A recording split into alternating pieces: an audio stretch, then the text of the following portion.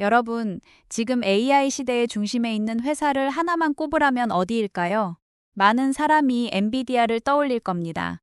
예전에 엔비디아는 게임 그래픽카드 회사였습니다. 하지만 지금은 전 세계 AI 인프라의 심장에 가깝습니다. GPU, 데이터 센터, 전력, 냉각, 소프트웨어, 개발자 생태계의 모든 것이 엔비디아를 중심으로 연결되고 있죠. 그리고 그 중심에 젠슨 황이 있어요. 이번 영상은 젠슨 황 인터뷰를 따라가며 엔비디아가 어떻게 그래픽카드 회사에서 AI 시대의 핵심 인프라 회사가 되었는지 보겠습니다. 핵심 질문은 하나죠. AI 시대의 진짜 승자는 가장 빠른 칩을 만드는 회사일까요? 아니면 칩, 소프트웨어, 데이터 센터, 공급망, 전력, 조직까지 하나의 시스템으로 설계하는 회사일까요? 오늘은 이 질문을 10개의 주제로 나눠보겠습니다. 1부.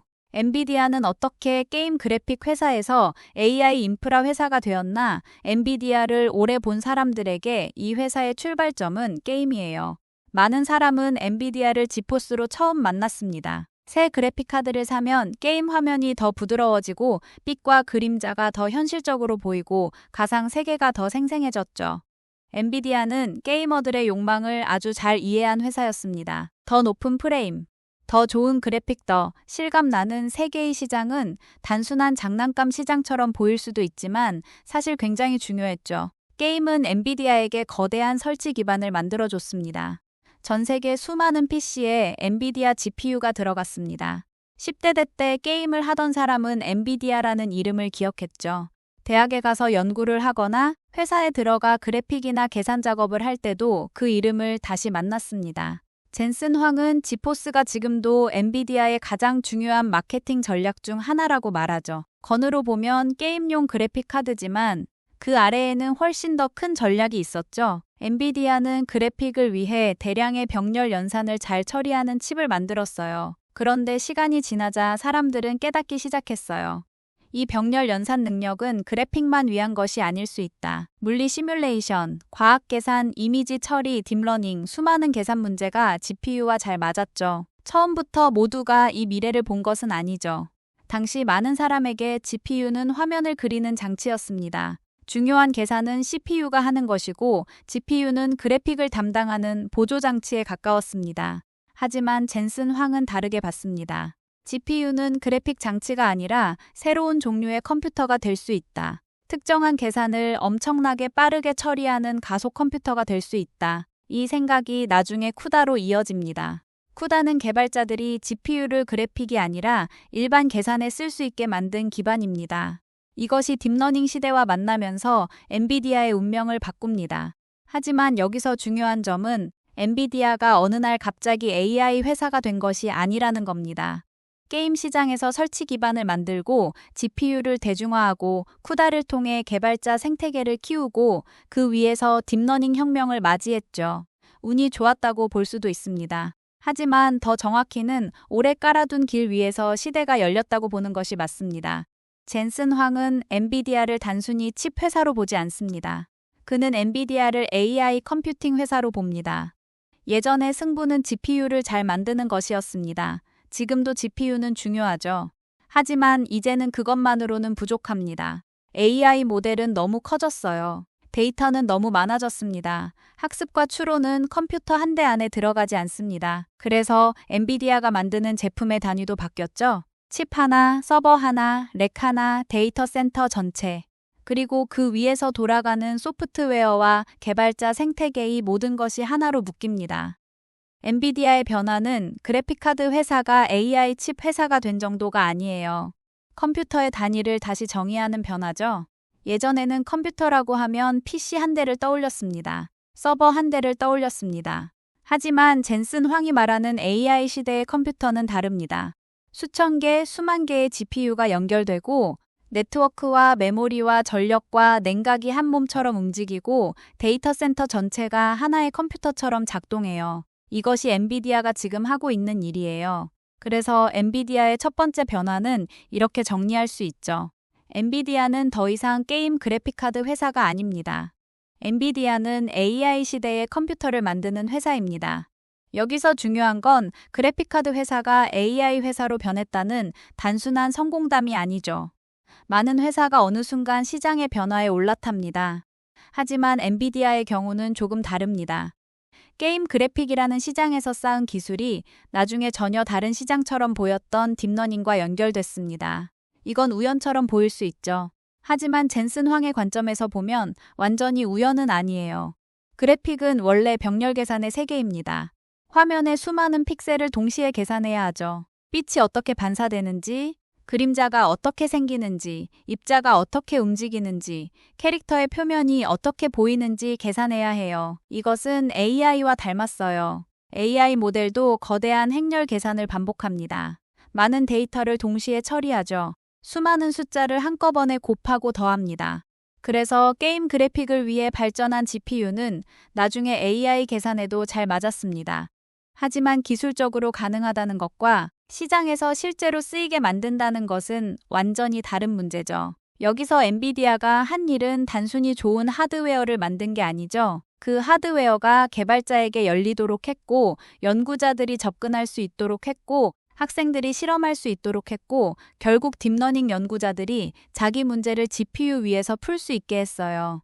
이 과정이 없었다면 GPU는 여전히 게임 그래픽 카드에 머물렀을 수 있어요. 그래서 엔비디아의 변화는 기술의 변화이면서 동시에 해석의 변화예요. 같은 칩을 보고도 누군가는 그래픽 카드라고 봤습니다. 젠슨 황은 그것을 새로운 컴퓨터라고 봤습니다. 이 차이가 큽니다. 어떤 기술이 진짜 거대한 산업이 되려면 그 기술을 다른 이름으로 부를 수 있어야 해요. 전화기를 주머니 속 컴퓨터라고 부르기 시작했을 때 스마트폰 시대가 열렸고, 그래픽카드를 가속 컴퓨터라고 보기 시작했을 때 엔비디아의 다음 시대가 열렸습니다. 그래서 젠슨 황의 첫 번째 통찰은 이렇게 볼 수 있죠. 우리가 만드는 것은 그래픽카드가 아니다. 우리는 새로운 컴퓨터를 만들고 있다. 이 관점이 있었기 때문에 엔비디아는 게임에서 AI로 넘어갈 수 있었어요. 여기서 시청자가 가져가야 할 포인트는 명확합니다. 미래를 바꾸는 회사는 기존 제품을 더 잘 만드는 데서 멈추지 않습니다. 자기 제품이 실제로 어떤 더 큰 문제를 풀 수 있는지 다시 정의하죠. 엔비디아는 그래픽카드를 다시 정의했어요. 그리고 그 재정의가 AI 인프라 시대의 문을 열었습니다. 2부. 왜 AI 시대에는 칩 하나가 아니라 데이터 센터 전체를 설계해야 하나? 젠슨 황이 인터뷰 초반에 강조하는 말이 있습니다. 익스트림 코디자인, 말 그대로 극단적인 공동 설계입니다. 그런데 이 말을 단순히 부품을 같이 만든다는 뜻으로 이해하면 부족합니다. AI 시대의 문제는 너무 커져서 더 이상 컴퓨터 한 대 안에 들어가지 않습니다. 예전에는 하나의 프로그램을 더 빠르게 돌리기 위해 더 빠른 칩을 만들면 됐습니다. CPU가 빨라지거나 GPU가 빨라지면 많은 문제가 해결됐습니다. 하지만 지금의 AI 모델은 다릅니다. 모델 하나가 너무 큽니다. 데이터도 너무 큽니다. 학습에 필요한 연산량도 너무 큽니다. 그래서 하나의 GPU로는 부족해요. 하나의 서버로도 부족합니다. 수많은 서버와 수많은 GPU를 연결해야 합니다. 그 순간 문제가 완전히 바뀝니다. 계산만 빠르면 되는 게 아니에요. 데이터를 어디에 둘지, 어떻게 나눌지, 모델을 어떻게 쪼갤지, 파이프라인을 어떻게 나눌지, 각 장비가 어떻게 통신할지, 전력과 냉각은 어떻게 감당할지까지 모두 문제가 되죠. 젠슨은 여기서 암달의 법칙을 말합니다. 전체 작업에서 계산이 절반만 차지한다면 계산을 아무리 빠르게 해도 전체 성능은 2배 이상 좋아지기 어렵습니다. 이 말은 단순하지만 굉장히 중요하죠. GPU만 무한히 빠르게 만들어도 전체 시스템이 무한히 빨라지는 것은 아닙니다.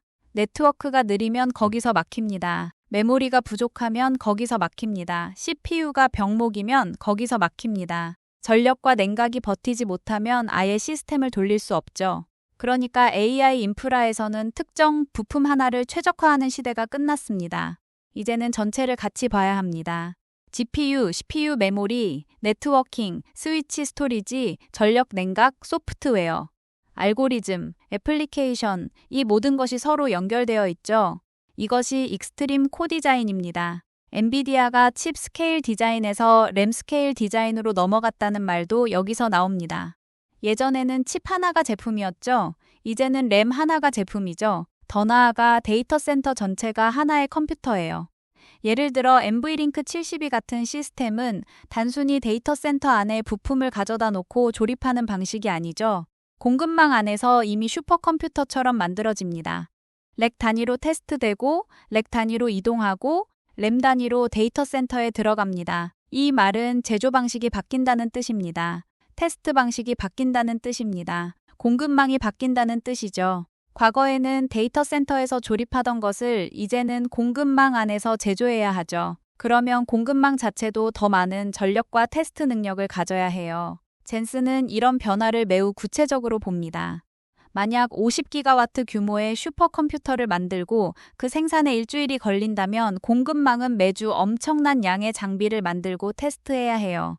그러면 공장과 테스트 시설에도 전력이 필요하죠. 데이터 센터만 전기를 쓰는 것이 아닙니다. 그 데이터 센터를 만드는 공급망도 전기를 씁니다. 이것이 젠슨 황의 시스템 사고이에요. 많은 사람은 AI 인프라를 말할 때 GPU 수량만 봅니다. 하지만 젠슨은 그 GPU가 만들어지고 테스트되고 이동하고 설치되고 전력을 공급받고 냉각되고 소프트웨어로 묶이는 전체 과정을 봅니다. AI 시대의 컴퓨터는 한 상자가 아니에요. 그것은 공장과 항구와 전력망과 데이터 센터와 개발자 생태계가 모두 연결된 거대한 시스템입니다. 그래서 이 부의 핵심은 분명합니다. AI 시대의 성능은 가장 빠른 칩 하나에서 나오지 않습니다. 전체 시스템을 얼마나 잘 설계하느냐에서 나옵니다. 이것을 조금 더 쉽게 비유해 보겠습니다. 예전의 컴퓨터 성능 경쟁은 자동차 엔진 경쟁과 비슷했죠. 엔진이 더 강하면 차가 더 빨라집니다. 물론 타이어나 공기 저항도 중요하지만 많은 경우 엔진 성능이 핵심이었어요. 하지만 AI 데이터 센터는 자동차 한 대가 아닙니다. 도시 전체의 교통망에 가깝습니다. 차 한 대가 빠른 것만으로는 부족하죠.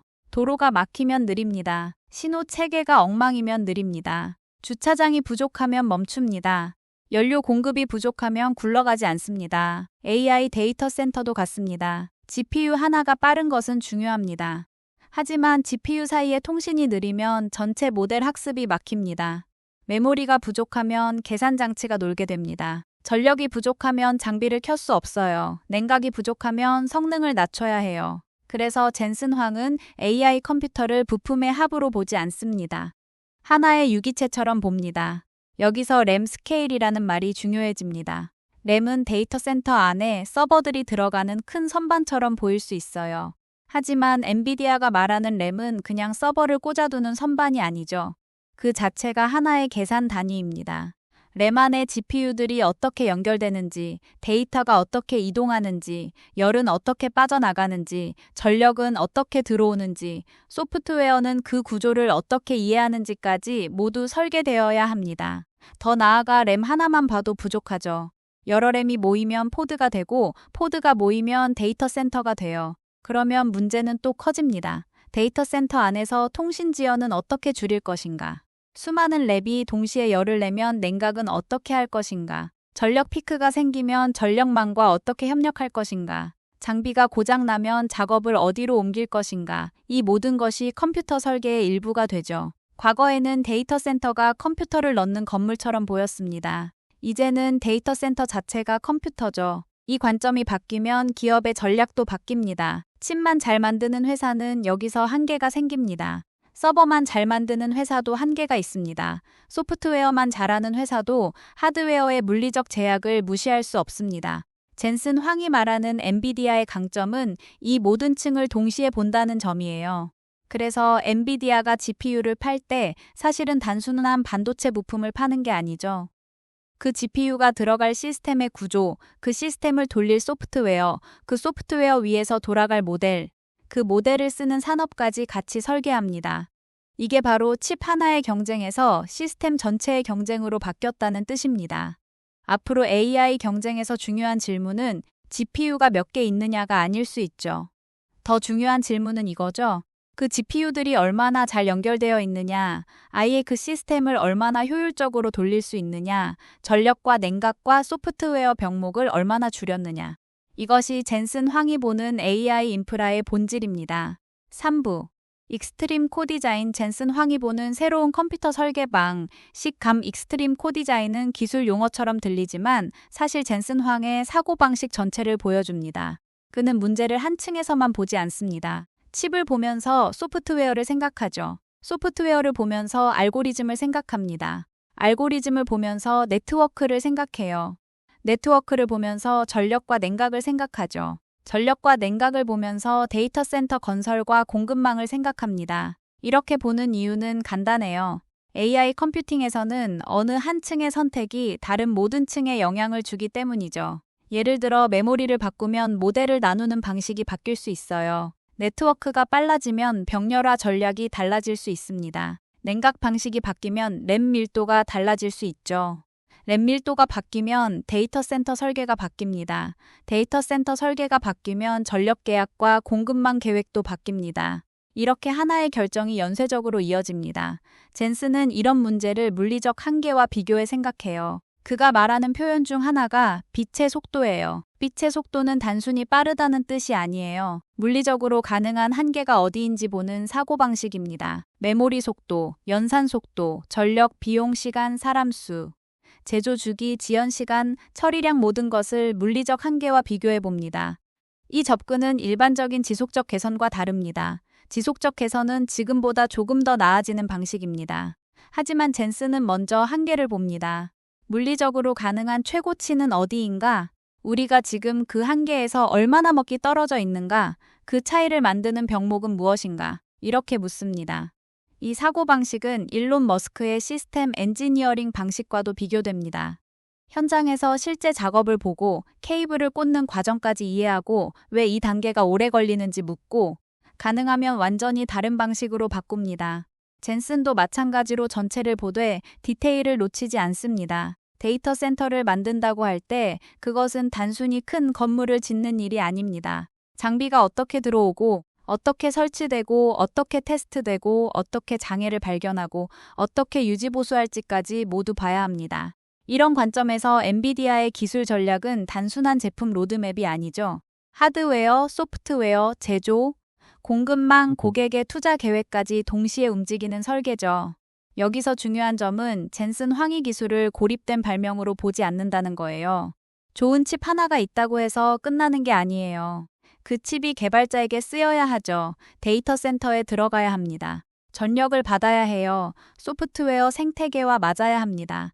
다음 세대 모델의 요구와도 맞아야 하죠. 그래서 젠슨 황의 익스트림 코디자인은 한 문장으로 이렇게 말할 수 있어요. 좋은 부품을 만드는 것이 아니라 모든 부품이 함께 더 큰 성능을 내는 구조를 만드는 것. 이것이 엔비디아가 AI 시대에 가진 가장 중요한 설계 철학이에요. 이 철학은 제품 개발 방식도 바꿉니다. 일반적인 회사라면 각 팀이 자기 영역을 맡습니다. 칩팀은 칩을 만듭니다. 네트워크 팀은 네트워크를 만듭니다. 소프트웨어 팀은 소프트웨어를 만듭니다. 데이터 센터 팀은 전력과 냉각을 봅니다. 각 팀은 자기 성능 지표를 최적화합니다. 그런데 이런 방식은 AI 인프라에서는 위험할 수 있습니다.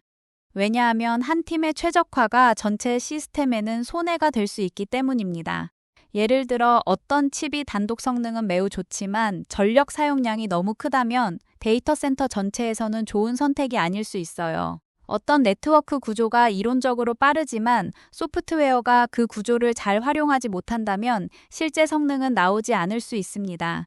어떤 냉각 방식이 효율적이지만 제조와 설치가 너무 복잡하다면 공급망 전체를 느리게 만들 수 있죠. 그래서 익스트림 코디자인에서는 각 팀이 자기 영역만 보는 것이 아니라 전체 성능을 기준으로 판단해야 합니다. 이것은 굉장히 어렵습니다. 왜냐하면 각 분야에는 전문가가 있고 전문가들은 자기 분야의 언어와 기준을 가지고 있기 때문입니다. 메모리 전문가는 메모리 대역폭과 용량을 봅니다. 네트워크 전문가는 지연 시간과 토폴로지를 봅니다. 소프트웨어 전문가는 프로그래밍 모델과 라이브러리를 봅니다. 전력 전문가는 전력 밀도와 안정성을 봅니다. 이 사람들이 같은 방에 들어와 같은 문제를 풀려면 회사 전체가 다른 방식으로 움직여야 해요. 젠슨 황의 리더십이 기술 이야기와 조직 이야기로 계속 연결되는 이유가 여기에 있어요. 익스트림 코디자인은 기술 방법론이면서 동시에 조직 방법론이죠. 좋은 시스템을 만들려면 좋은 대화 구조가 필요해요. 정보가 막히면 설계도 막힙니다. 전문가들이 서로의 문제를 모르면 전체 최적화가 불가능합니다. 젠슨이 강조하는 빛의 속도 사고도 여기서 중요하죠. 그는 단순히 어제보다 조금 나아지는 것을 목표로 삼지 않습니다. 먼저 물리적으로 가능한 한계를 묻습니다. 이 질문은 사람을 불편하게 만들 수 있습니다. 왜 이렇게 오래 걸리지? 왜 이 단계가 필요한가? 왜 이 비용이 들어가는가? 물리적으로 가능한 최소 지연 시간은 얼마인가? 이론상 가능한 처리량은 얼마인가? 이런 질문을 계속 던지면 기존 방식이 흔들립니다. 하지만 바로 그 흔들림에서 혁신이 나옵니다. 많은 조직은 기존 프로세스를 조금씩 개선합니다. 젠슨의 방식은 먼저 한계를 보고 지금 방식이 왜 그 한계에서 멀리 있는지 묻습니다. 이 차이가 큽니다. 지속적 개선은 현재 시스템을 전제로 해요. 빛의 속도 사고는 현재 시스템을 의심합니다. 그래서 엔비디아의 익스트림 코디자인은 단순한 고성능 컴퓨팅 전략이 아니에요. 그것은 문제를 보는 방식이에요. 처음부터 전체를 보고 물리적 한계를 보고 각 부품이 서로 어떤 영향을 주는지 보고 필요하면 제조 방식과 조직 구조까지 바꾸는 방식입니다. 이런 방식이 가능해야 AI 시대에 거대한 컴퓨터를 만들 수 있죠. 4부. 젠슨 황은 회사를 어떻게 하나의 운영체제처럼 설계하나 레른 젠슨 황 인터뷰에서 가장 흥미로운 부분 중 하나는 조직 이야기입니다. 그는 기술 이야기를 하다가 자연스럽게 회사 구조로 넘어갑니다. 왜냐하면 젠슨에게 회사는 그냥 사람이 모인 조직이 아니기 때문이죠. 회사는 결과물을 만들어내는 기계예요. 혹은 하나의 컴퓨터에 가깝습니다. 젠슨은 많은 회사의 조직도가 서로 비슷하게 생긴 것을 이상하게 봅니다. 햄버거 회사, 소프트웨어 회사, 자동차 회사, 반도체 회사 만드는 것이 전혀 다른데 조직도가 비슷하다면 그 자체로 이상하다는 겁니다. 회사는 자신이 만들어야 하는 결과물에 맞게 설계되어야 하죠. 컴퓨터를 설계할 때 아키텍처가 필요하듯 회사를 설계할 때도 아키텍처가 필요합니다. 엔비디아가 익스트림 코디자인을 해야 한다면 엔비디아라는 회사도 익스트림 코디자인이 가능하게 설계되어야 합니다. 그래서 젠슨의 직접 보고자는 60명 이상이라고 언급돼요. 일반적인 경영 교과서에서는 이상하게 보일 수 있어요. 보통은 보고 체계를 줄이고 한 사람이 직접 관리하는 사람의 수를 제한하고 1대1 미팅을 많이 하라고 말해요. 하지만 젠슨은 1대1 미팅을 하지 않는다고 말하죠. 이유는 분명해요. 엔비디아가 푸는 문제는 한 사람과 한 사람이 따로 이야기해서 풀 수 있는 문제가 아닙니다. 메모리 전문가만 따로 이야기해서는 부족합니다. 네트워크 전문가만 따로 이야기해도 부족하죠.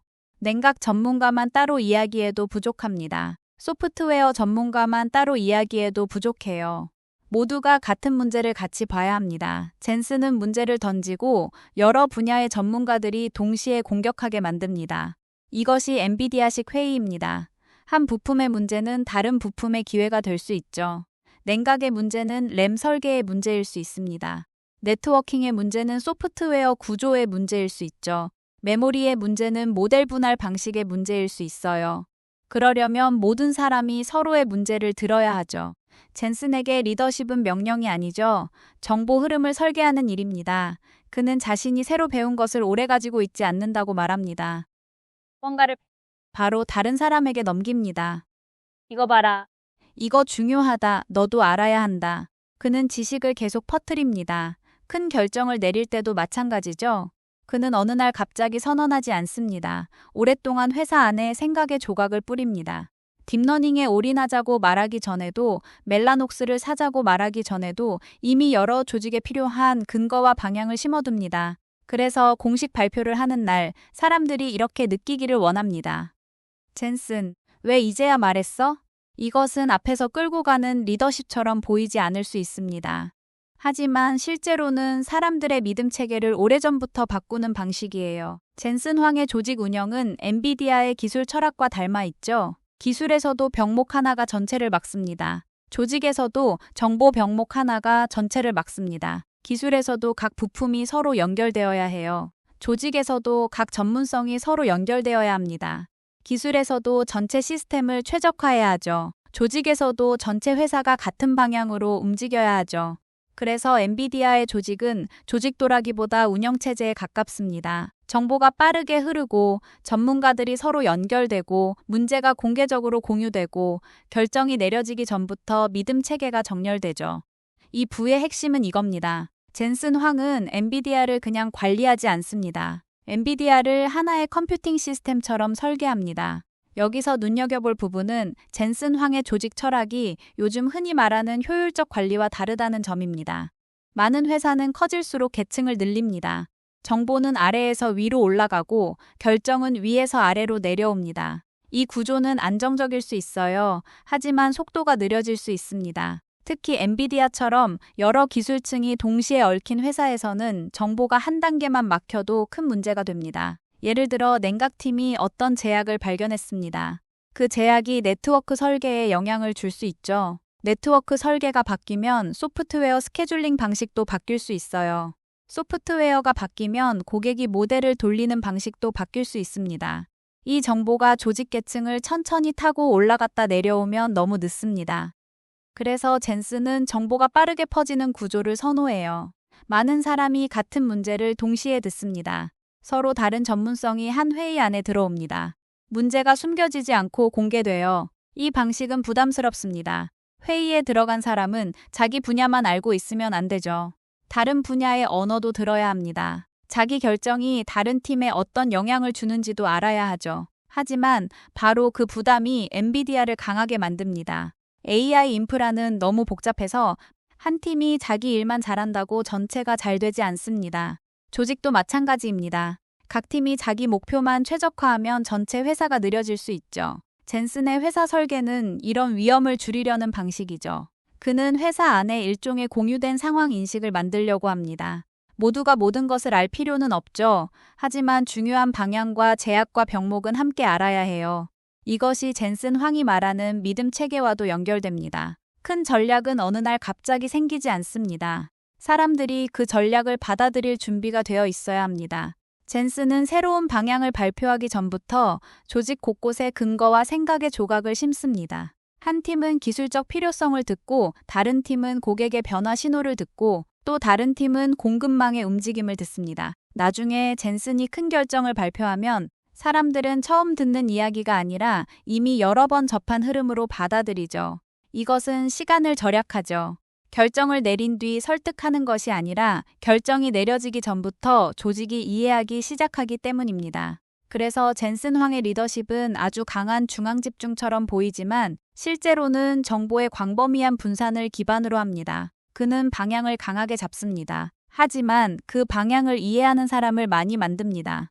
이 방식은 AI 시대의 조직에도 중요한 힌트를 줍니다.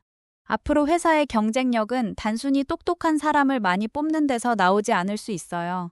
더 중요한 것은 그 똑똑한 사람들이 같은 문제를 공유하고 서로의 병목을 이해하고 전체 시스템을 같이 보게 만드는 구조입니다.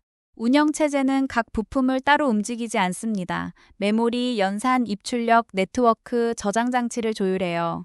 젠슨이 설계한 엔비디아 조직도 비슷합니다. 전문가들을 따로 세워두는 것이 아니라 전체 성능을 위해 연결하죠. 이것이 엔비디아가 빠르게 움직이는 이유 중 하나죠. 5부, 쿠다와 지포스, 엔비디아의 가장 위험했던 장기 베팅, 엔비디아를 이해하려면 쿠다 이야기를 피할 수 없어요. 지금은 쿠다가 엔비디아의 핵심 자산이라는 말이 당연하게 들립니다. 하지만 처음부터 그렇게 보였던 것은 아니에요. 젠슨 황은 쿠다를 지포스에 넣는 결정이 거의 실존적 위협에 가까웠다고 말해요. 왜냐하면 지포스는 소비자용 제품이었기 때문이에요. 게이머가 그래픽카드를 삽니다. 게임이 잘 돌아가면 돼요. 그런데 거기에 일반 계산을 위한 쿠다 기능을 넣습니다. 고객이 당장 쓰지 않을 수도 있는 기능입니다. 그 기능 때문에 제품 비용은 올라갑니다. 회사의 이익률은 나빠집니다. 사업적으로 보면 위험한 선택입니다. 실제로 젠슨은 쿠다를 넣은 뒤 회사 가치가 크게 떨어졌다고 말하죠. 그럼에도 그는 밀어붙였습니다. 왜 그랬을까요? 플랫폼을 만들려면 설치 기반이 필요하다고 봤기 때문이죠. 개발자는 단순히 성능이 좋은 플랫폼으로만 오지 않습니다. 자기가 만든 소프트웨어가 많은 사람에게 닿을 수 있는 플랫폼으로 옵니다. 개발자는 묻습니다. 여기에 개발하면 누가 쓸 수 있지? 이 플랫폼이 오래 갈까? 내가 투자한 시간이 사라지지 않을까? 쿠다가 성공하려면 연구자와 개발자가 쿠다를 믿어야 했어요. 그런데 믿으려면 먼저 쿠다가 널리 깔려 있어야 했죠. 그래서 엔비디아는 지포스에 쿠다를 넣었습니다. 게이머들이 쓰는 그래픽카드가 연구자와 학생들에게는 손안의 슈퍼컴퓨터가 될 수 있다고 본 겁니다. 당시에는 클라우드가 지금처럼 중심이 아니었죠. PC가 중요했죠. 대학 연구실에서도 직접 PC를 조립하고 그래픽카드를 꽂고 실험부 돌릴 수 있었어요. 엔비디아는 대학에 가서 쿠다를 가르쳤습니다. 책을 썼습니다. 강의를 했어요. 연구자들이 지포스 위에서 실험하게 만들었습니다. 처음에는 비용이었죠. 나중에는 생태계가 됐죠. 이게 장기 베팅이에요. 단기 손익만 보면 말이 안 되는 선택일 수 있습니다. 하지만 그 선택이 수년 뒤, 수십 년 뒤에 플랫폼이 되죠. 딥러닝 혁명이 왔을 때 엔비디아는 준비되어 있었어요. GPU가 있었고, 쿠다가 있었고, 개발자들이 있었고, 연구자들이 이미 지포스와 쿠다를 알고 있었습니다. 많은 사람은 엔비디아가 AI 붐을 운 좋게 만났다고 말할 수 있죠. 하지만 젠슨 황의 관점에서 보면 운을 만났을 때 잡을 수 있는 구조를 오래전부터 만들어둔 겁니다. 이 부의 핵심은 이겁니다. 엔비디아의 AI 성공은 어느 날 갑자기 생긴 것이 아닙니다. 쿠다와 지포스라는 위험한 장기 베팅 위에서 만들어진 결과입니다. 이 이야기가 중요한 이유는 지금 성공한 기술 기업의 결과만 보면 너무 당연해 보이기 때문입니다. 지금 보면 쿠다는 당연히 해야 했던 선택처럼 보이죠. GPU를 일반 계산에 쓰게 만들고 개발자를 모으고 딥러닝 시대를 준비한 것처럼 보이에요. 하지만 당시에는 그렇게 명확하지 않았죠. 회사가 돈을 벌어야 하는 제품에 당장 고객이 쓰지 않을 기능을 넣는 것은 위험합니다. 특히 소비자 제품에서는 더 그렇습니다. 게이머는 프레임이 중요해요. 가격이 중요합니다. 당장 게임이 잘 돌아가는지가 중요하죠. 그런데 미래의 연구자와 개발자를 위해 쿠다를 넣습니다. 단기적으로 보면 이상한 선택입니다. 이 선택은 젠슨 황이 단기 시장만 보지 않았다는 걸 보여줍니다. 그는 플랫폼에 씨앗을 심고 있었죠. 처음에는 그 씨앗이 비용처럼 보입니다. 이익을 줄이죠. 투자자에게 설명하기 어렵습니다. 시장이 바로 보상하지 않습니다. 하지만 시간이 지나면 그 씨앗이 설치 기반이 됩니다. 설치 기반은 개발자를 부릅니다. 개발자는 소프트웨어를 만듭니다. 소프트웨어는 더 많은 사용자를 부릅니다. 사용자는 다시 설치 기반을 키웁니다. 이 선순환이 시작되면 경쟁자는 따라오기 어렵습니다. 여기서 엔비디아가 한 일은 단순히 기술을 배포한 게 아니죠. 미래의 개발자들이 선택할 수 있는 기본값을 만든 겁니다. 연구자가 딥러닝 실험을 하려고 합니다. 이미 주변에 지포스가 있죠. 쿠다 자료가 있어요. 대학에서 배운 사람이 있습니다. 커뮤니티가 있죠. 라이브러리가 있어요. 그러면 자연스럽게 쿠다를 씁니다. 이게 플랫폼의 힘이에요. 나중에 딥러닝이 폭발했을 때 엔비디아는 갑자기 준비한 게 아니에요. 이미 개발자들의 손 안에 있었어요. 이미 연구실 안에 있었습니다. 이미 게이머들의 PC 안에 있었죠. 그래서 쿠다와 지포스 이야기는 단순한 과거 회상이 아닙니다. AI 시대의 플랫폼을 만들고 싶은 모든 회사에게 중요한 교훈입니다. 플랫폼은 발표한다고 생기지 않습니다. 플랫폼은 사람들이 실제로 쓰는 곳에 들어가야 생깁니다. 그리고 플랫폼은 시간이 필요하죠. 개발자가 믿을 시간, 소프트웨어가 쌓일 시간, 교육 자료가 퍼질 시간, 커뮤니티가 형성될 시간. 엔비디아는 그 시간을 견뎠습니다. 이것이 젠슨 황의 장기 베팅이 가진 힘입니다. 6부. 개발자 생태계와 설치 기반이 왜 최고의 해자가 되는가? 젠슨 황은 엔비디아의 가장 큰 해자를 쿠다의 설치 기반이라고 말합니다. 이 말은 매우 중요해요. 많은 사람은 기술 기업의 해자를 기술 그 자체라고 생각하죠. 더 빠른 칩, 더 좋은 공정, 더 뛰어난 알고리즘, 물론 중요합니다. 하지만 젠슨은 그것만으로는 충분하지 않다고 봅니다. 진짜 해자는 사람들이 믿고 쓰는 플랫폼이죠. 쿠다는 단순한 기술이 아니죠. 수많은 개발자가 그 위에 쌓아 올린 소프트웨어 생태계예요. 개발자들이 쿠다를 선택하는 이유는 성능만이 아니에요. 쿠다를 쓰면 수많은 컴퓨터에 도달할 수 있어요. 클라우드에도 있고, 기업에도 있고, 연구실에도 있고, 전 세계 여러 산업에 있습니다.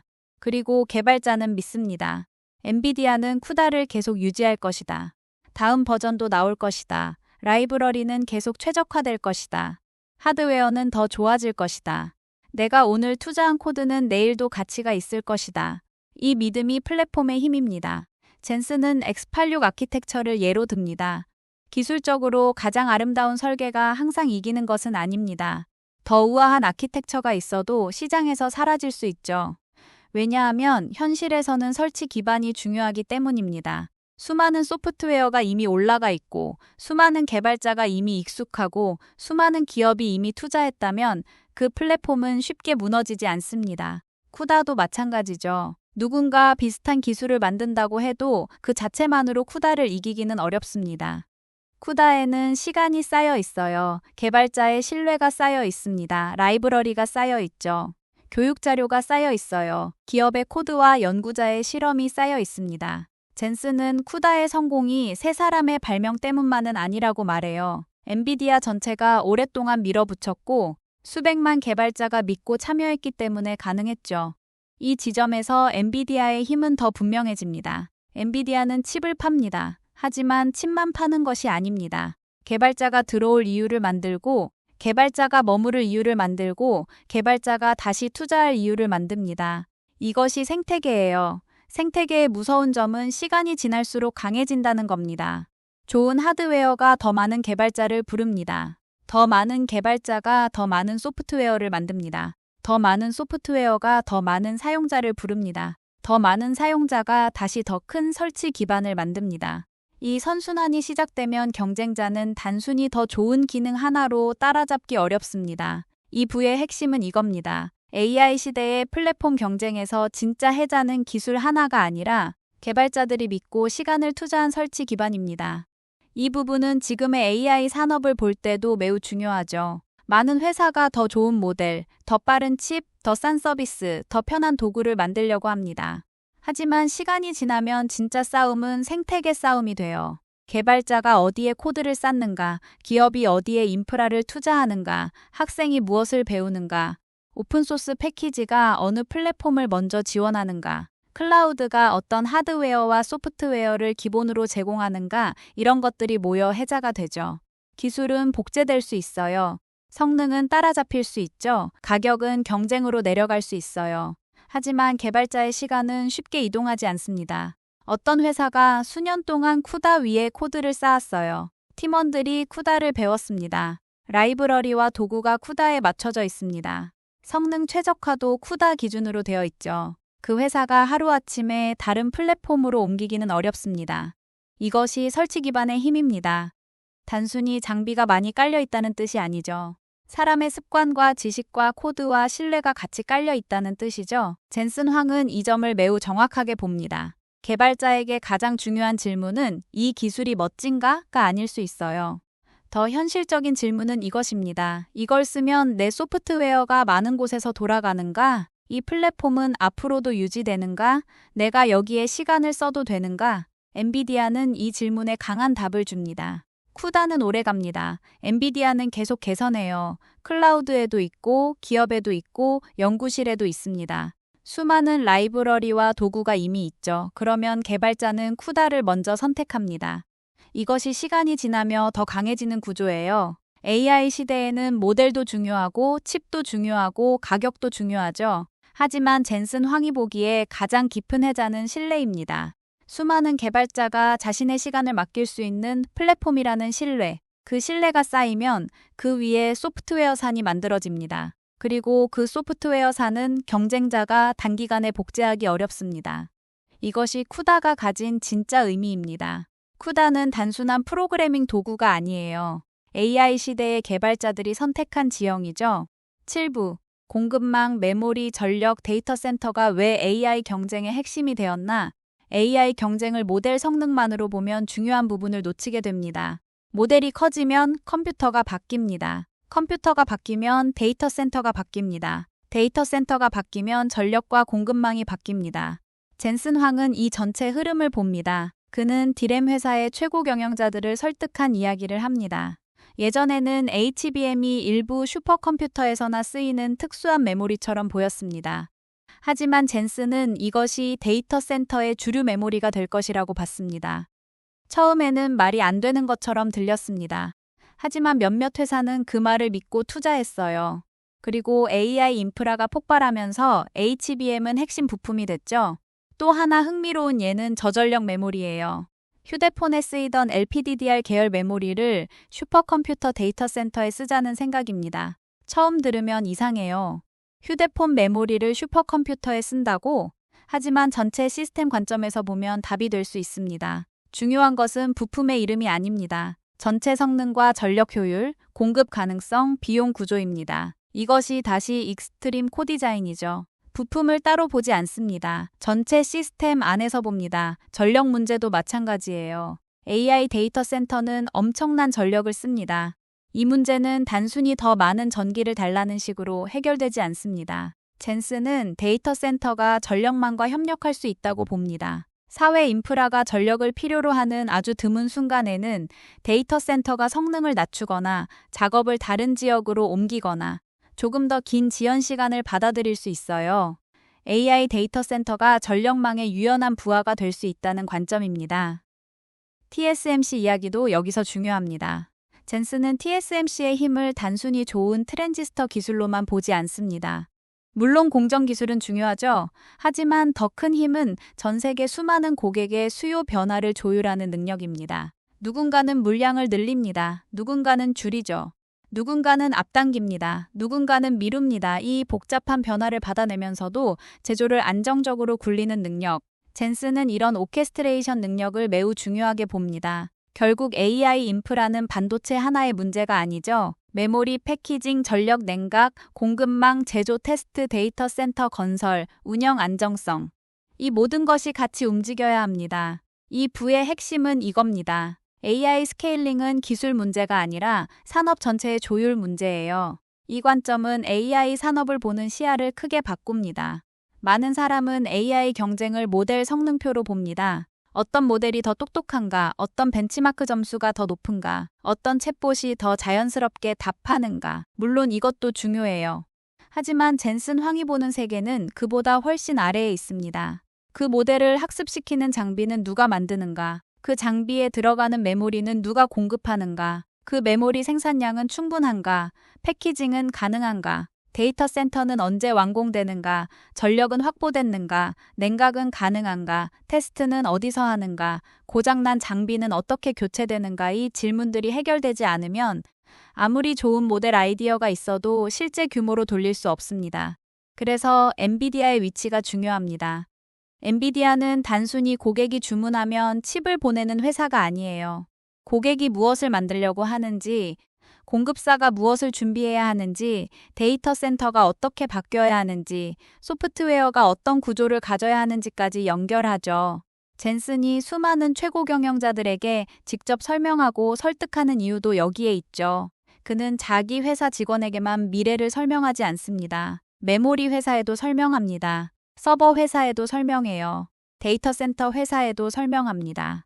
클라우드 회사에도 설명하죠. 왜냐하면 엔비디아 혼자만 빨리 움직인다고 해결되는 문제가 아니기 때문입니다. AI 인프라는 오케스트라입니다. 지휘자가 아무리 빨리 가고 싶어도 현악기와 관악기와 타악기가 각자 다른 악보를 보고 있으면 음악이 되지 않습니다. 젠슨의 일은 AI 산업 전체가 같은 박자를 보게 만드는 일에 가깝습니다. 그래서 공급망은 단순한 뒷단 운영이 아닙니다. 전략의 중심이죠. 메모리 투자가 늦으면 다음 세대 시스템이 막혀합니다. 전력 계획이 늦으면 데이터 센터가 놀게 되어 냉각 기술이 늦으면 램 밀도를 올릴 수 없죠. 패키징이 늦으면 칩 성능을 제품으로 만들 수 없어요. 이런 병목은 모델 논문에 잘 나오지 않습니다. 하지만 실제 산업을 움직이는 것은 바로 이런 병목이에요. 젠슨 황 인터뷰가 흥미로운 이유는 그가 AI를 연구실 안의 기술로 보지 않는다는 점입니다. 그는 AI를 세계 규모의 산업 시스템으로 봅니다. 그리고 그 시스템에서 엔비디아의 역할은 가장 중요한 계산 엔진을 만들면서 동시에 전체 시스템의 리듬을 맞추는 거죠. 여기서 한 가지 더 생각해야 할 것이 있어요. AI 인프라는 앞으로 점점 더 공공 인프라처럼 보일 가능성이 큽니다. 예전에는 데이터 센터가 인터넷 회사들의 내부 시설처럼 느껴졌죠. 검색을 제공하고 영상을 저장하고 클라우드 서비스를 돌리는 공간이었어요. 하지만 AI 데이터 센터는 의미가 조금 다릅니다. 기업의 생산성을 바꾸고 의료 연구를 바꾸고 제조와 물류를 바꾸고 국가 안보와 과학 연구에도 영향을 줍니다. 그래서 전력과 부지와 공급망 문제는 단순한 기업 운영 문제가 아니죠. 어느 지역에 데이터 센터를 지을 것인가? 그 지역의 전력망은 버틸 수 있는가? 물은 얼마나 필요한가? 냉각 방식은 무엇인가? 지역 사회와 어떤 계약을 맺을 것인가? 국가 차원의 AI 전략과 어떻게 연결되는가? 이런 질문들이 함께 따라옵니다. 젠슨 황이 엔비디아의 성공이 미국의 기술 리더십과 국가 안보에도 중요하다고 말하는 이유도 여기에 있습니다. AI 인프라는 단순한 산업 장비가 아니에요. 국가의 계산 능력입니다. 앞으로 국가 간 경쟁에서 중요한 것은 단순히 더 좋은 연구 논문을 내는 능력이 아닐 수 있죠. 그 연구를 실제 규모로 돌릴 수 있는 계산 능력, 그 계산 능력을 안정적으로 공급할 수 있는 반도체와 전력망, 그 위에서 산업을 움직일 수 있는 소프트웨어 생태계. 이런 것들이 국가 경쟁력의 일부가 되죠. 그래서 젠슨 황의 이야기는 기업 전략이면서 동시에 산업 전략이고 산업 전략이면서 동시에 국가 전략이죠. AI 시대에는 컴퓨팅 파워가 새로운 생산 기반이 됩니다. 증기기관이 산업혁명의 기반이었고, 전기가 현대산업의 기반이었고, 인터넷이 디지털 경제의 기반이었다면 AI 컴퓨팅은 다음 시대의 기반 시설이 될 수 있죠. 이렇게 보면 엔비디아가 왜 그렇게 중요한지 더 선명해집니다. 엔비디아는 단순히 빠른 칩을 파는 회사가 아닙니다. 새로운 기반 시설을 구성하는 핵심 부품과 설계도를 제공하는 회사예요. 그리고 이 기반 시설은 점점 더 많은 산업에 스며들 거예요. 의료회사는 신약 개발을 위해 필요로 합니다. 자동차 회사는 자율주행과 로봇을 위해 필요로 해요. 제조회사는 시뮬레이션과 자동화를 위해 필요로 합니다. 금융회사는 분석과 리스크 관리를 위해 필요로 하죠. 정부와 연구기관은 과학 계산과 안보를 위해 필요로 합니다. 이 모든 수요가 동시에 커지면 문제는 더 이상 한 회사의 공급 능력만이 아니죠. 산업 전체가 같은 방향으로 투자해야 해요. 젠슨 황은 그 방향을 설명하고 설득하고 때로는 앞서가며 시장이 준비되도록 만듭니다. 이것이 엔비디아가 단순한 부품 공급사를 넘어서는 이유입니다. 엔비디아는 AI 인프라 시대의 방향을 제시하는 회사가 됐어요. 8부. 엔비디아가 오픈소스 모델과 피지컬 AI를 보는 방식. 젠슨 황은 AI를 언어 모델만으로 보지 않습니다. 그에게 AI는 훨씬 넓은 개념입니다. 언어 이미지, 영상, 생물학, 화학, 물리, 날씨, 로봇, 자율주행이 모든 영역이 AI의 영역이죠. 그래서 엔비디아는 단순히 하드웨어만 만들 수 없습니다. 미래의 모델이 어떻게 진화하는지 직접 이해해야 합니다. 모델이 바뀌면 컴퓨터도 바뀌기 때문이에요. 젠슨은 네모트론 3 같은 모델을 이야기해요. 트랜스포머만 있는 모델이 아니라 SSM 같은 구조도 함께 쓰는 모델입니다. 이런 연구는 엔비디아가 미래 컴퓨팅 시스템을 설계하는 데 필요해요. 어떤 모델이 나올지 알아야 어떤 메모리가 필요하고 어떤 네트워크가 필요하고 어떤 연산 구조가 필요한지 알 수 있어요. 엔비디아가 오픈소스 모델을 공개하는 이유도 여기서 이해할 수 있습니다. 젠슨은 모델, 가중치, 데이터 만드는 방법까지 공개했다고 말하죠. 왜 하드웨어 회사가 모델을 만들고 공개할까요? 첫 번째 이유는 미래의 AI 모델을 직접 이해하기 위해서입니다. 두 번째 이유는 더 많은 산업과 연구자들이 AI 혁명에 참여하게 하기 위해서죠. 모든 것이 독점 모델이면 연구자와 학생과 기업과 국가가 그 위에서 자유롭게 실험하기 어렵습니다. 오픈소스는 AI 확산에 필요합니다. 동시에 이것은 엔비디아의 전략이기도 합니다. 더 많은 사람이 AI를 만들고 더 많은 산업이 AI를 쓰고 더 많은 모델이 등장할수록 그 모든 것을 돌릴 컴퓨팅 인프라가 필요해집니다. 젠슨은 피지컬 AI도 중요하게 봅니다. 로봇, 자율주행, 휴머노이드, 물리세계를 이해하고 움직이는 AI. 앞으로의 AI는 화면 속에서 대답하는 데서 끝나지 않습니다. 현실 세계에서 움직이고, 보고, 판단하고, 작업하는 방향으로 갑니다. 이 부분은 피터 스타인버거의 오픈클로 이야기와도 연결돼요. 오픈클로가 개인 컴퓨터 안에서 행동하는 AI라면 젠슨 황이 말하는 피지컬 AI는 현실 세계에서 행동하는 AI예요. 형태는 다르지만 방향은 같습니다. AI는 점점 말하는 도구에서 행동하는 시스템으로 바뀌고 있습니다. 이 부의 핵심은 이겁니다. 젠슨 황에게 AI는 챗봇이 아니라 모든 산업과 물리 세계를 바꾸는 새로운 컴퓨팅 방식입니다. 이 부분은 앞으로의 AI 흐름을 이해하는 데 중요하죠. 최근 몇 년 동안 대중이 경험한 AI는 주로 언어 모델이었습니다. 질문하면 답합니다. 글을 써줍니다. 코드를 만듭니다. 요약해요. 이미지를 설명합니다. 그래서 많은 사람은 AI를 대화형 소프트웨어로 생각합니다. 하지만 젠슨 황이 보는 AI는 훨씬 넓습니다. 생물학에서 AI는 신약 개발을 도울 수 있죠. 기후와 날씨에서는 예측 모델을 바꿀 수 있어요. 공장에서는 로봇과 자동화를 바꿀 수 있습니다.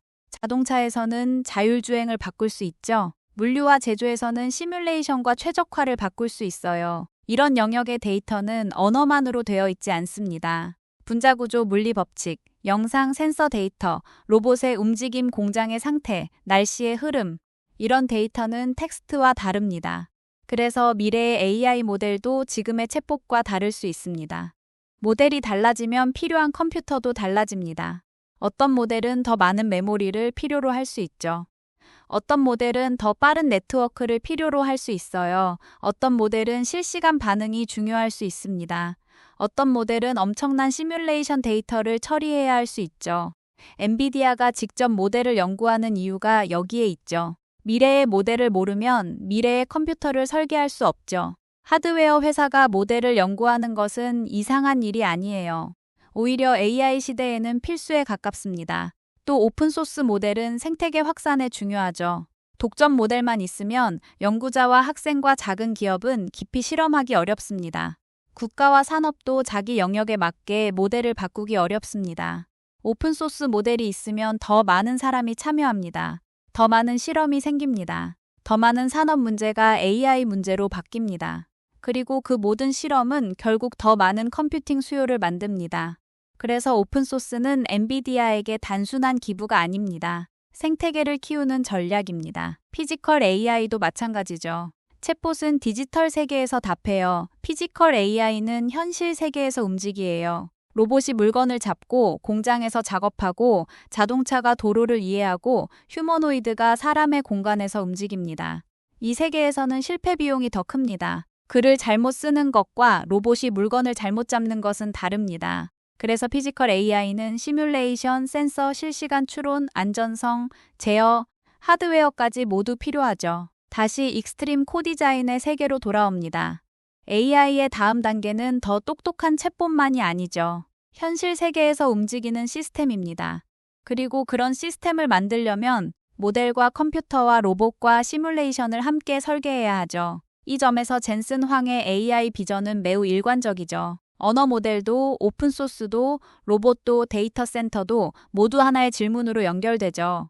미래의 컴퓨팅은 무엇을 필요로 하는가 이 질문을 더 밀어붙이면 엔비디아의 전략이 더 선명해집니다. 엔비디아는 특정한 AI 애플리케이션 하나에만 베팅하지 않습니다. 챗봇이 잘 되면 챗봇 회사만 좋아지는 구조가 아니에요.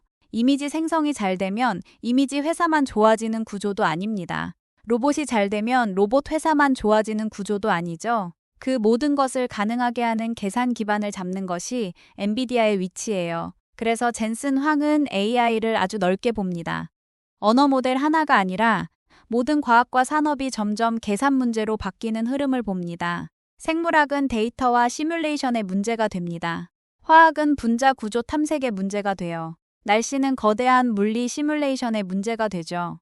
로봇은 인식과 제어와 추론의 문제가 됩니다. 제조는 최적화와 예측의 문제가 돼요. 이 모든 문제는 결국 컴퓨팅을 필요로 합니다. 그리고 컴퓨팅이 필요해지는 순간 엔비디아는 그 중심에 들어갈 수 있어요. 오픈소스 모델도 이 맥락에서 보면 더 전략적으로 이해되죠. 오픈소스는 단순히 좋은 이미지를 만들기 위한 홍보가 아니에요. 오픈소스가 있으면 더 많은 사람이 실험하죠. 더 많은 산업이 자기 문제를 모델에 연결해 봅니다. 더 많은 연구자가 새로운 아키텍처를 시도합니다. 더 많은 개발자가 엔비디아 하드웨어 위에서 코드를 돌립니다. 이것은 생태계를 넓힙니다. 피지컬 AI도 마찬가지입니다. 로봇과 자율주행은 단순히 모델이 똑똑하다고 해결되지 않습니다. 현실 세계는 느리고 지저분하고 예외가 많습니다. 물건은 미끄러지고 조명은 바뀌고 사람은 예측하기 어렵고 센서는 노이즈를 가집니다. 그래서 피지컬 AI는 시뮬레이션과 실제 세계를 계속 오가야 해요. 가상 공간에서 수많은 상황을 연습하고 현실에서 데이터를 얻고 다시 모델을 개선하고 다시 시뮬레이션하고 다시 배포해야 해요. 이 루프에는 엄청난 계산이 필요해요. 젠슨 황이 피지컬 AI를 중요하게 보는 이유는 그것이 AI의 다음 거대한 계산 수요가 될 수 있기 때문입니다.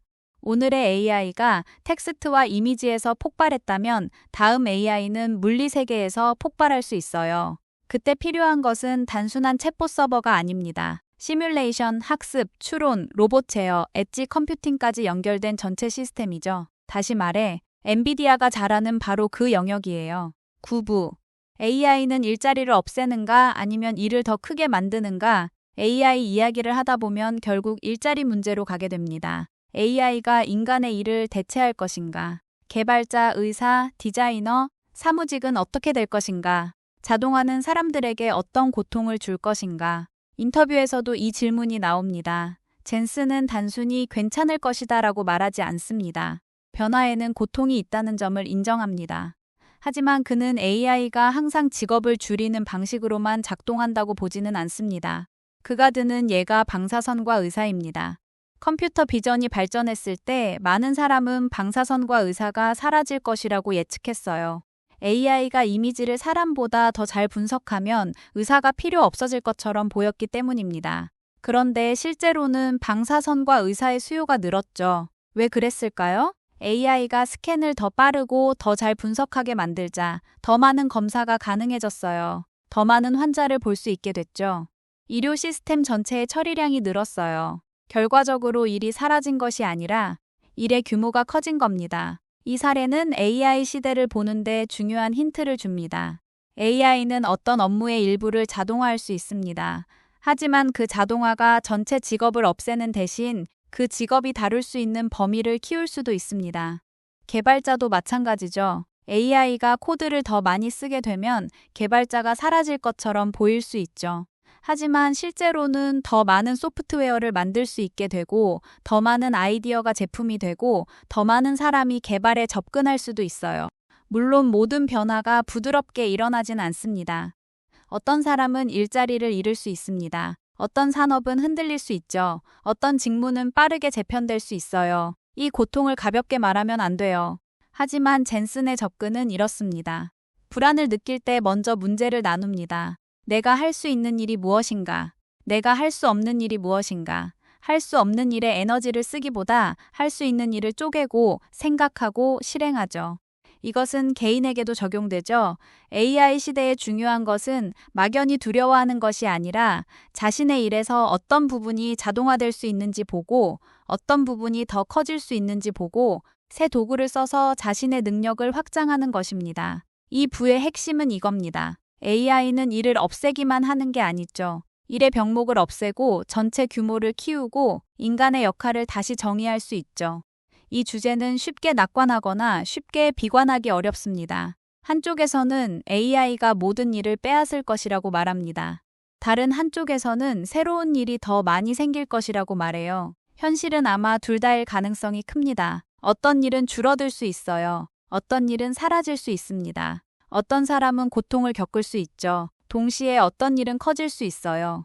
어떤 직업은 도구 덕분에 더 많은 가치를 만들 수 있습니다. 어떤 사람은 이전에는 접근할 수 없던 일을 할 수 있게 됩니다. 방사선과 의사 사례는 그래서 중요합니다. AI가 이미지를 더 잘 본다고 해서 의료라는 전체 시스템이 단순히 의사를 덜 필요로 하게 되는 것은 아니죠. 오히려 검사 비용과 분석 시간이 줄어들면 더 많은 환자가 검사를 받게 돼요. 더 많은 질병을 더 빨리 발견하게 되죠. 의사의 역할은 단순 판독에서 더 넓은 진단과 의사결정으로 이동할 수 있어요. 즉 자동화가 수요를 줄이는 것이 아니라 수요를 폭발시킬 수 있죠. 개발도 비슷할 수 있습니다. AI가 코드를 잘 쓰면 개발자가 줄어들 것처럼 보이에요. 하지만 소프트웨어를 만들 수 있는 비용이 낮아지면 세상은 더 많은 소프트웨어를 요구할 수 있죠. 예전에는 만들지 않았던 내부 도구, 작은 팀만을 위한 자동화 개인 맞춤형 앱 연구용 시뮬레이션, 산업별 특수 소프트웨어 이런 것들이 더 많이 생길 수 있어요. 그러면 개발자의 역할은 바뀝니다. 모든 줄을 직접 쓰는 사람에서 문제를 정의하고 시스템을 설계하고 검증하고 AI 도구를 조율하는 사람으로 바뀔 수 있습니다. 하지만 이 전환은 자동으로 편안하게 오지 않습니다. 사람들은 배워야 해요. 직무는 바뀝니다. 조직은 재설계됩니다. 어떤 사람은 적응 속도 때문에 고통을 겪을 수 있죠. 그래서 젠슨의 접근이 중요합니다. 막연한 낙관보다 중요한 것은 실행 가능한 문제로 쪼개는 거죠. 내가 통제할 수 있는 것은 무엇인가? 내가 배울 수 있는 것은 무엇인가? 내 일에서 자동화될 부분은 무엇인가? 내가 더 큰 가치를 만들 수 있는 부분은 무엇인가? AI 시대의 불안을 다루는 방법은 미래를 완벽히 예측하는 게 아니에요. 지금 할 수 있는 행동을 찾는 거예요. 이 메시지는 개인에게도, 회사에게도, 국가에게도 중요하죠. AI를 두려워만 하는 조직은 늦어집니다. AI를 과소평가하는 조직도 늦어집니다. 중요한 것은 현실을 인정하고 고통을 가볍게 여기지 않으면서 새 도구로 무엇을 더 크게 만들 수 있는지 찾는 것입니다. 젠슨 황의 관점은 여기서 균형을 잡습니다. 변화는 고통을 만들 수 있어요. 하지만 변화는 가능성도 만듭니다. 그리고 그 가능성을 현실로 만드는 것은 기술 그 자체가 아니라 사람들이 그 기술을 어떻게 쓰느냐입니다. 이 문제는 시청자 입장에서도 가장 현실적인 질문일 수 있습니다. 엔비디아의 데이터 센터 전략이나 쿠다 생태계는 멀게 느껴질 수 있죠. 하지만 내일이 어떻게 바뀔지는 당장 피부로 느껴집니다. AI 도구가 들어오면 내가 하던 일 중 일부는 분명 자동화돼요. 문서 정리, 간단한 코드 작성, 반복적인 분석, 초안 작성, 이미지 분류, 고객 응대 이런 작업은 점점 더 빨라질 수 있어요. 그러면 사람은 무엇을 해야 할까요? 젠슨 황의 관점에서 보면 답은 단순히 더 열심히 일하라가 아니에요. 새 도구가 무엇을 가능하게 하는지 봐야 합니다. 방사선과 의사의 예처럼 자동화가 어떤 업무를 빠르게 만들면 그 업무의 수요가 커질 수 있습니다. 소프트웨어도 그렇습니다. 예전에는 비용 때문에 만들지 않았던 도구들이 있죠. 작은 팀만을 위한 내부 도구 개인 맞춤형 자동화.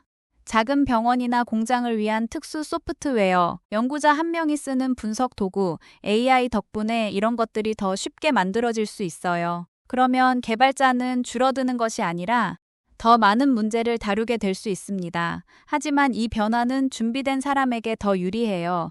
AI를 단순히 경쟁자로만 보는 사람은 불안해집니다. AI를 도구로 다루는 사람은 자기 업무 범위를 넓힐 수 있습니다. 여기서 중요한 것은 자신의 일을 다시 정의하는 능력입니다. 나는 문서를 작성하는 사람인가?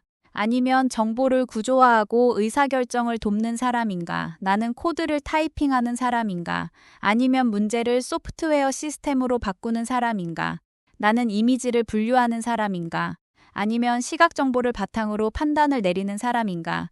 AI 시대에는 직무의 표면보다 목적이 중요해집니다. 표면적인 작업은 자동화될 수 있죠. 하지만 목적을 이해하고 상황을 판단하고 책임을 지고 사람과 조직을 설득하는 일은 여전히 중요합니다. 그래서 젠슨 황의 일자리 관점은 공포와 낙관 사이에 있죠. 그는 변화가 고통을 만들 수 있다는 점을 인정하죠. 하지만 동시에 자동화가 더 큰 수요와 더 큰 기회를 만들 수 있다는 점도 봅니다. 이 둘을 함께 봐야 합니다. AI 시대의 질문은 내일이 사라질까? 멍해서 멈추면 안 되죠. 더 좋은 질문은 이거죠. 내일의 목적은 무엇인가? 그 목적을 AI로 더 크게 만들 수 있는가? 내가 자동화해야 할 부분과 내가 책임져야 할 부분은 무엇인가? 이 질문을 하는 사람이 변화 속에서 더 강해질 가능성이 큽니다. 10부. 젠슨 황이 말하는 인간, 희망, 그리고 미래를 만드는 방법 인터뷰 후반부에서 젠슨 황은 기술보다 더 큰 이야기를 해요. 인간에 대한 믿음, 미래에 대한 낙관, 그리고 자신이 왜 계속 일하는지에 대한 이야기죠. 젠슨은 자신이 배운 것을 오래 가지고 있지 않는다고 말하죠. 회사 안에서든 밖에서든 새로운 걸 배우면 바로 다른 사람에게 넘깁니다. 그는 지식을 전달하고 사람들을 끌어올리고 주변 사람들의 능력을 높이는 것이 자신의 일이라고 봅니다. 그는 심지어 자신이 일하다가 죽기를 바란다고 말합니다. 물론 고통스럽게 오래 앓는 것이 아니라 마지막 순간까지 일을 하다가 가고 싶다는 뜻이에요. 이 말은 단순한 워커홀릭의 표현처럼 들릴 수 있어요. 하지만 인터뷰 전체를 보면 조금 다르게 보입니다. 젠슨에게 일은 단순히 회사 가치를 올리는 행위가 아닙니다. 세상이 풀고 싶은 문제를 더 빨리 풀 수 있게 만드는 일입니다. 그는 인간의 친절함과 관대함과 연민을 믿는다고 말해요. 때로는 그 믿음 때문에 손해를 보기도 하지만 그렇다고 사람에 대한 믿음을 버리지는 않습니다. 그가 희망을 갖는 이유는 간단합니다. 지금 인류가 풀고 싶은 문제가 너무 많고 이제 그 문제들이 실제로 손에 닿는 곳에 오고 있기 때문이죠. 질병의 종식, 오염의 극적인 감소, 생물학이라는 기계의 이해, 의식의 설명, 우주와 로봇빛의 속도로 정보를 보내는 상상. 이런 이야기는 허황되게 들릴 수도 있습니다. 하지만 젠슨 황이 흥미로운 이유는 그가 몽상가이면서 동시에 극도로 현실적인 엔지니어라는 점이에요. 그는 미래를 말할 때도 전력과 냉각을 봅니다.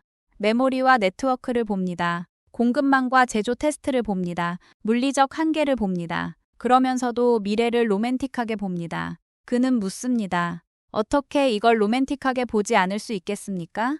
이 표현이 젠슨 황이라는 사람을 잘 보여줍니다. 그는 가장 현실적인 제약을 보는 사람입니다. 동시에 가장 큰 가능성을 믿는 사람입니다. 마지막으로 정리해 보겠습니다. 젠슨 황의 엔비디아는 단순히 좋은 GPU를 만든 회사가 아니죠.